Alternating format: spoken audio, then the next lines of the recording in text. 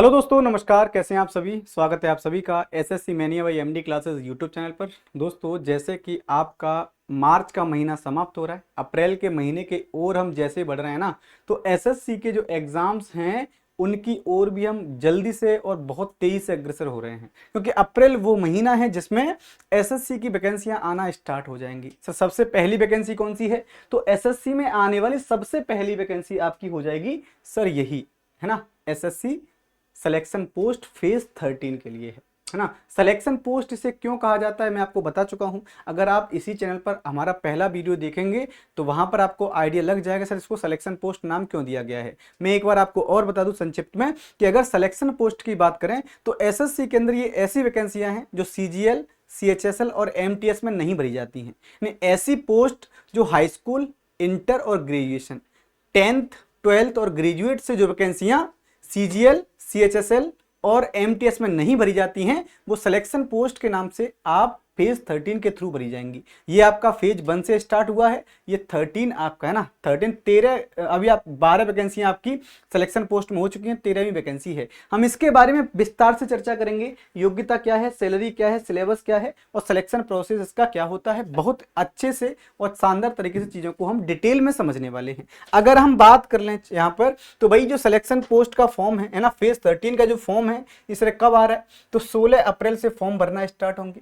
15 मई की last date है और जून जुलाई में इसका एग्जाम हो जाएगा है ना। जून जुलाई में एसएससी के द्वारा इसका एग्जाम करा लिया जाएगा। अगर हम बात करें इसकी फीस कितनी होती है तो 100 रुपए फीस भरनी है। अगर आप जनरल कैटेगरी में हैं, ओबीसी कैटेगरी में है और ईडब्ल्यूएस कैटेगरी में है तो आपको 100 रुपए देने हैं। बाकी फीमेल, एससी, एसटी, पीडब्ल्यूबीडी इन सभी के लिए कोई फीस नहीं है। आप लोग जो है अपने घर पर ही आराम से फ्री में फॉर्म भर सकते हैं, तो कोई फीस है नहीं, आपको याद रखना है। क्वालिफिकेशन यहाँ पर हाई स्कूल स्तर के फॉर्म भी निकलते हैं, 12th स्तर के भी हैं और ग्रेजुएशन स्तर के भी हैं। यानी यहाँ पर जो आपकी पोस्ट आपको देखने को मिलेंगी वो लेवल 1 से लेकर लेवल 7 तक हैं। यानी लेवल 1 से लेकर लेवल 7 तक आपको सभी पोस्ट आपको यहाँ पर देखने को मिल जाएंगी। तो हम एक एक करके पोस्ट भी देखेंगे, सभी चीजों को जानेंगे भी, लेकिन उससे पहले आप इसका थोड़ा सा सिलेबस देख लेते हैं। अगर हम बात करें सर इसका एज क्या होती है, आयु सीमा क्या होती है, तो आयु सीमा बेटा 18 से 25 भी है, 18 से 27 भी है, 18 से 30 भी है,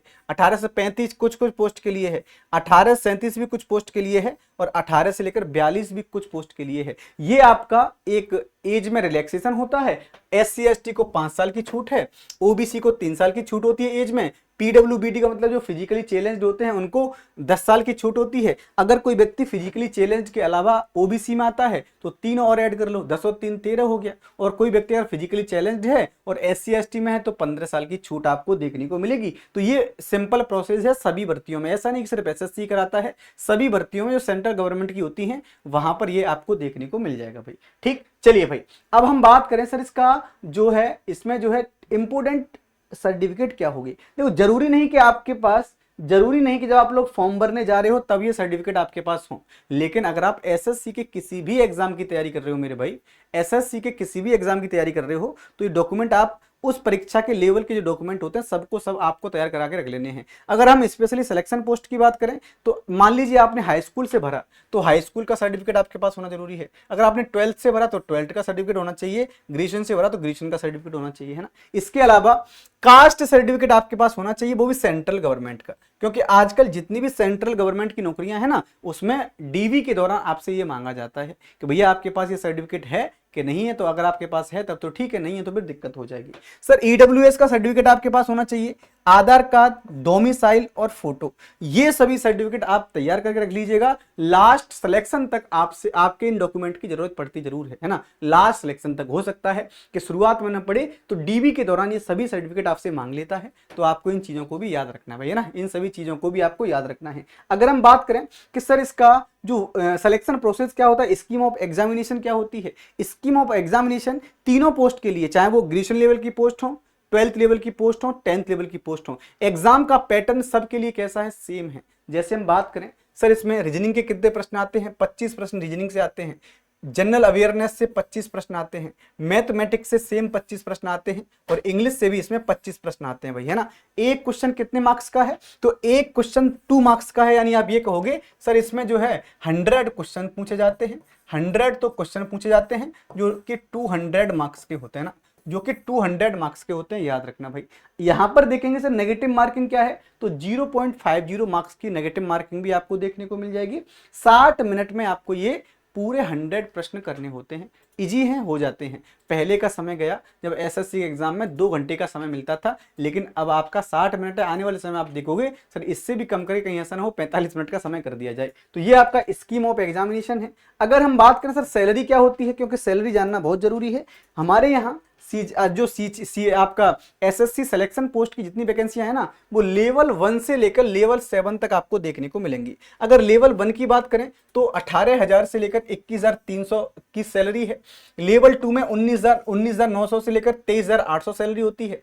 लेवल 3 में 21,700 से लेकर 26,040 होती है आपकी, है ना। लेवल 4 की बात करें तो 25,500 से लेकर 30,600 आपकी सैलरी आपको देखने को मिलेगी। लेवल 5 में 29,200 से 35,040, लेवल 6 में 35,400 से 42,480, और लेवल 7 में 44,900 से लेकर के 57,120। ये सैलरी आपको देखने को मिल जाती है एसएससी जो सिलेक्शन पोस्ट की जितनी वैकेंसियां हैं हाई स्कूल स्तर से लेकर ग्रेजुएशन स्तर तक की, है ना, ग्रेजुएशन स्तर तक की। तो याद रखना आप लोग लेवल यहां देख सकते हैं, बाकी मैं एक एक करके चीजों को कराऊंगा तो वहां पर समझिएगा।